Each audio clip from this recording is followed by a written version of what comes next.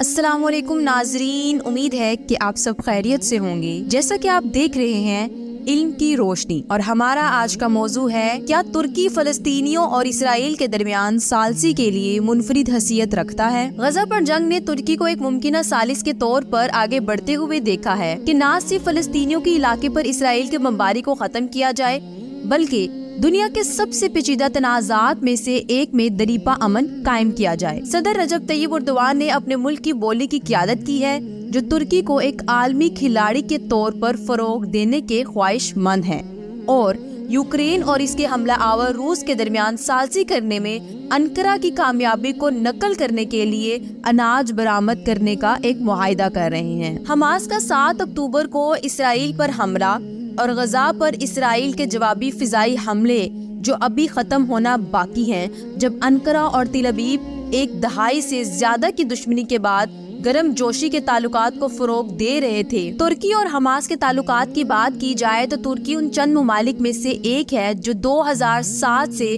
غزہ پر حکومت کرنے والے گروپ کے ساتھ اثر و رسوخ رکھتے ہیں۔ انقرہ نے حماس کو دہشت گرد تنظیم قرار نہیں دیا، جس کی وجہ سے تل ابیب نے احتجاج کیا کہ ترکی میں مقیم حماس کے ارکان اسرائیل پر حملوں کی منصوبہ بندی میں ملوث ہیں۔ انقرہ انسٹیٹیوٹ کے ریسرچ ڈائریکٹر طاہا اوزہان نے کہا کہ ترکی کا حماس کے ساتھ ایک اچھا مواصلاتی چینل ہے جو ایک اہم اثاثہ ہے۔ اسے 17 سالوں میں تعمیر کیا گیا جب ترکی واحد ملک تھا جس نے حماس کو اپنے دارالحکومت میں مدعو کیا تھا۔ ترک پارلیمنٹ کی خارجہ امور کی کمیٹی کے سابق سربراہ اوزہان نے کہا کہ بحران کے اس دور میں مواصلاتی ذرائع اور تعلقات اہم ہیں۔ ترک حکام نے، جس کی قیادت اردگان اور ان کے وزیر خارجہ حقان فیدان کر رہے ہیں، انہوں نے غزہ کے تازہ ترین تنازع کو حل کرنے میں انقرہ کے مرکزی کردار کو دیکھتے ہوئے اس پر فائدہ عمل کیا ہے۔ ان کی فوری توجہ غزہ میں شہریوں کو انسانی امداد پہنچانے اور حماس کے ہاتھوں یرغمال بنائے گئے تقریباً 200 افراد کی رہائی پر مرکوز ہیں۔ اس کے علاوہ بیروت میں خطاب کرتے ہوئے فیدان نے کہا کہ متعدد ممالک نے ترکی سے اپنی شہریوں کی رہائی میں مدد کی درخواست کی ہے۔ انہوں نے کہا کہ ہم حماس کے سیاسی حصے کے ساتھ بات چیت شروع کر دی ہے۔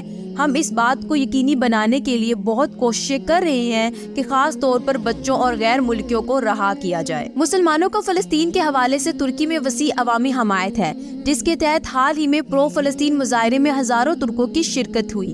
اس سال اسرائیل نے ایک آزادی فلوٹیلا کے ساتھ آئے ترکوں میں سے 9 ترکوں کو مار دیا جو انسانی امداد پہنچانے کی کوشش کر رہے تھے۔ اس سال اسرائیل نے ایک قانون پاس کیا جس میں خود کو یہودی لوگوں کی قومی ریاست قرار دے دیا گیا، جس پر اردگان کی جانب سے تنقید کی گئی۔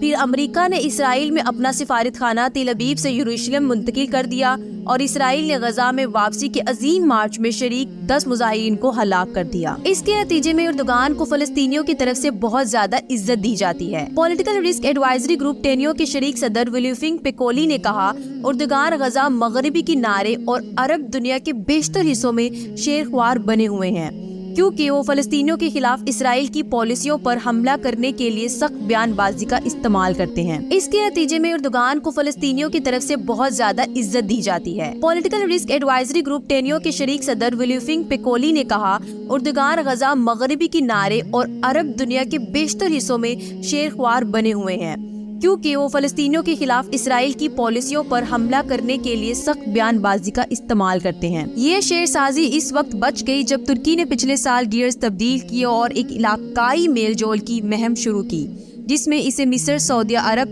متعدد عرب امارات اور اسرائیل کے ساتھ پلوں کی تعمیریں نو کرتے ہوئے دیکھا گیا۔ اس کے ساتھ فیدان نے علاقے کی رہنماؤں سے ملاقاتیں کی ہیں اور امریکی وزیر خارجہ انتونی بلنکن اور حماس کے سربراہ اسماعیل ہنیہ کے ساتھ فون کالز کی ہیں۔ وہ کہتے ہیں کہ انقرہ وہ 2 ریاستی حل پر مبنی مستقل اور کامیاب امن کی راہ کھولنے کی کوششیں کر رہی ہے اور ترکی کو ضامن طور پر کام کرنے کی ممکنہ پیشکش کر سکتی ہے۔ انہوں نے اپنے لبنانی ہم منصب کے ساتھ ایک مشترکہ نیوز کانفرنس میں کہا کہ ہمیں یقین نہیں ہے کہ پرانے طریقہ کار کو استعمال کرتے ہوئے کوئی مستقل حل نکل آئے گا، اس لیے امید ہے کہ آنے والی ملاقاتوں میں ہم نئے طریقہ کار کا استعمال کر کے اپنے خیالات کا اظہار کریں گے۔ اوزہان کا کہنا ہے کہ ترکی کو ایک سیاسی ڈھانچہ پیش کرنے کے لیے بہترین جگہ دی جا سکتی ہے جو فلسطینیوں کی مستقبل پر بات چیت کے قابل بنائے انہوں نے کہا کہ جب تک ہم یہ سوال نہیں پوچھیں گے سب کچھ عارضی یا من مانی ہوگا۔ ترکی کی برسا اولودگ یونیورسٹی میں بین الاقوامی تعلقات کے پروفیسر نے کہا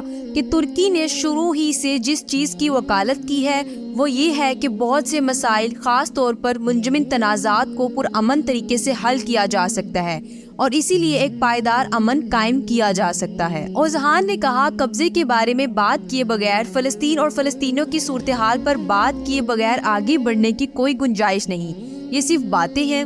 اس کا انحصار اس بات پر ہے کہ آیا اسرائیل اور اس کے واشنگٹن اور یورپ سے ملنے والی حمایت واقعی ثالثی میں دلچسپی رکھتی ہے یا نہیں۔ ایک لہر اثر کے بارے میں انتباہ جو تنازع کو بڑھا سکتا ہے۔